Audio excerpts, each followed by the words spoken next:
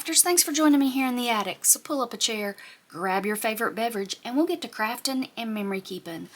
Welcome to part 1 of my creation of my Nevermore ledger. This is a collaboration put on by Tracy Fox called #CreepOnJune2025. I will have all the links down in the description box where you can go over, grab the kit that I'm using to create this Nevermore ledger, and also a link for the collaboration calendar where you can just click on each day and follow along with all the collaborators as they create their Nevermore ledger.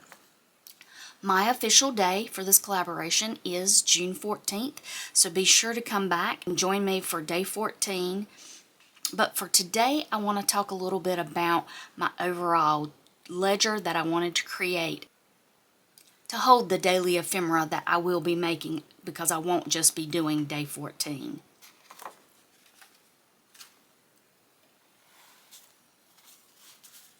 I have always loved the writings of Poe, so this gave me a chance to dive into what I thought Poe's daily journal would look like. I didn't think it would be something pristine. I thought it would be something that he would carry around with him to jot down notes and put in pictures and clippings of all his research.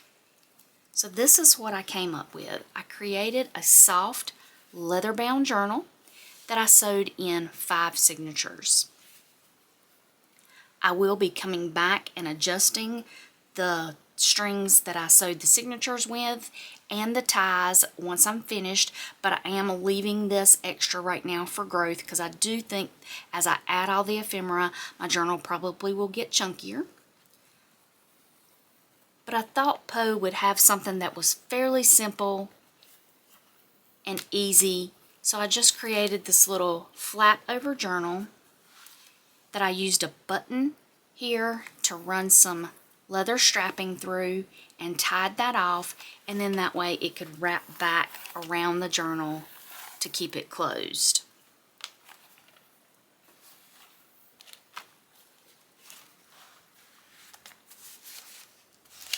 The style of this, since it is a soft leather cover, it does sit fairly flat.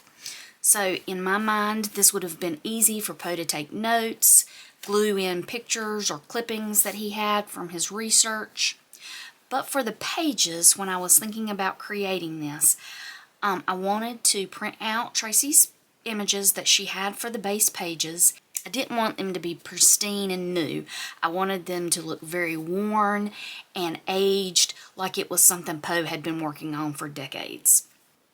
So I thought of a technique I had seen years ago on Gail Augustinelli's channel. I will have the link down in the description box where you can go over and check her original video where I got this idea from.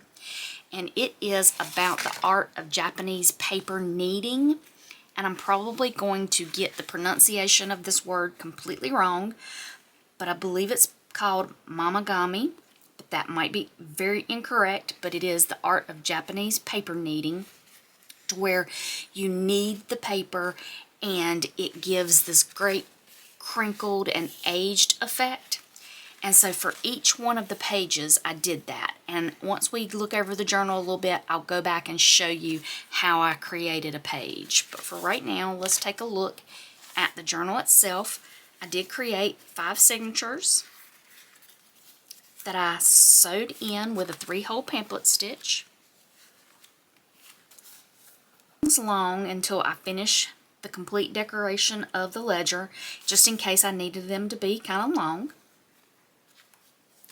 Coffee dyed the opposite side of all the pages of Tracy's images to give me some blank area that I can add in my ephemera. And I separated them to have all the different creatures and stuff that Tracy has in this kit together. We have the vampires, then we have Frankenstein's monster, we have a werewolf, witch and banshees,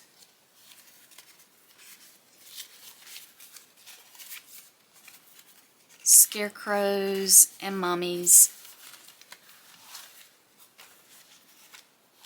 So So let's talk a little bit about how I created those pages. I did a little research on the Japanese paper kneading, and it looks like traditionally you would use some kind of starch to do this. But for the technique that I had seen, Gail had used a lotion. I just grabbed a really cheap, inexpensive lotion at the Dollar Tree. And basically what you do is just get a little bit of lotion in your hands. And then you want to just spread this out on your paper. I will tell you, I've done it a couple of times with some printed digital images like this one. I've also done it a few times with regular scrapbook paper. If you're not using a laser printer, you do run the risk of the images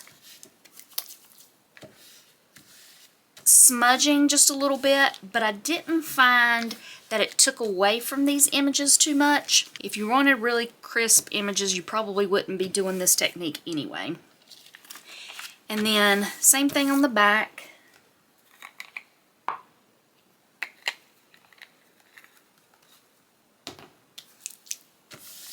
Just kind of spread this out. I did find that you do need to be a little gentle with your paper, especially if you're using a thinner copy paper instead of a cardstock, because you can tear the paper once it starts getting a little soft with the lotion. And once you've kind of spread that out, you don't want it to be thick blobs of lotion or anything on there. Once you've done that, you basically just want to start getting together and just kind of squishing it into a ball. I started out, I didn't do a super tight ball at the beginning because, again, you have to be kind of delicate with this and take your time. It does require some patience. And just kind of knead that ball. And then this is the part you really need to take your time with, is unfolding it back. Just kind of let the paper work for you. Just putting your fingers in the little creases, getting the ball to kind of just open back up. If you force this too fast, you definitely will tear this paper.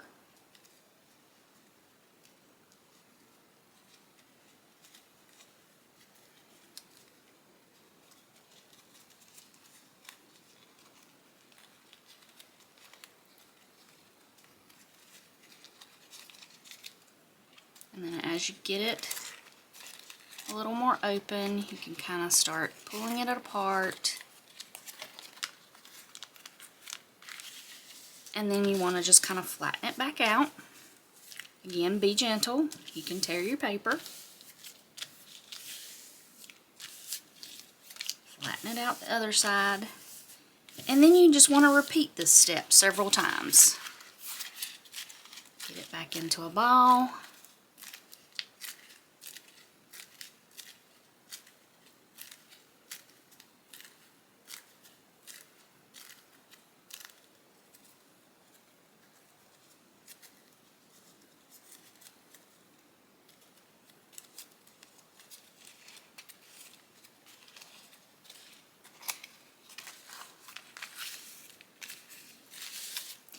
And I found with the weight of the paper that I was using here, which is 28-pound copy paper, that if I did this about 4 or 5 times, I ended up with the desired feel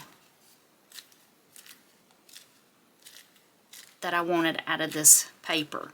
It starts taking on almost a fabric type feel to it.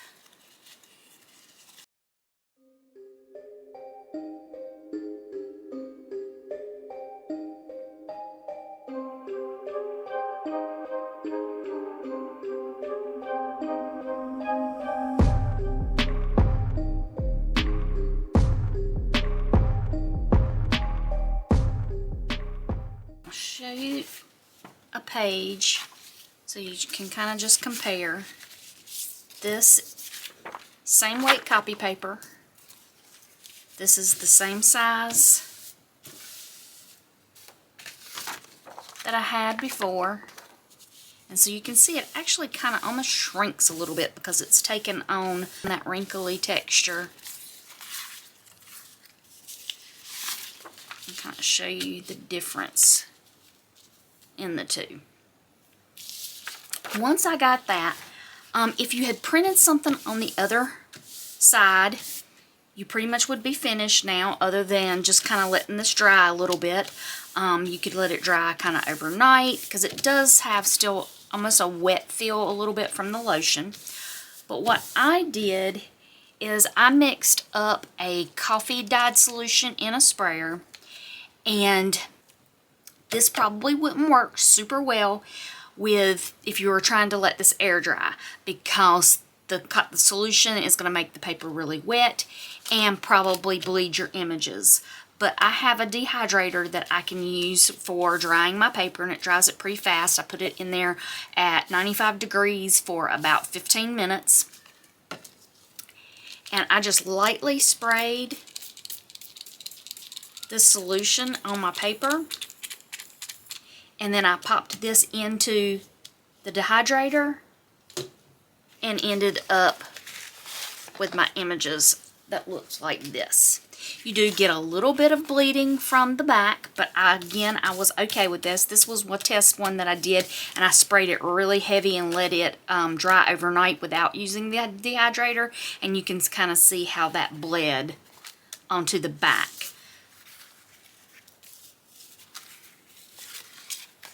And also where I got a little heavy-handed when I was folding out the paper. This was the very first one I tested out.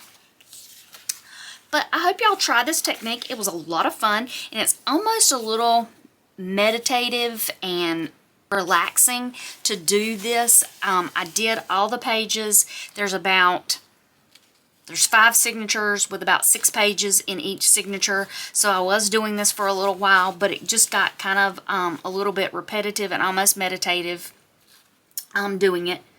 So do test this out. I'd love it if you hit the subscription button and the notification bell so you'll be notified anytime I put up any new content. Drop me a comment. Let me know if you've ever tried this technique, or if you've tried something else to kind of get this vintage feel on your digital papers. And until I see y'all again here in the attic, y'all take care.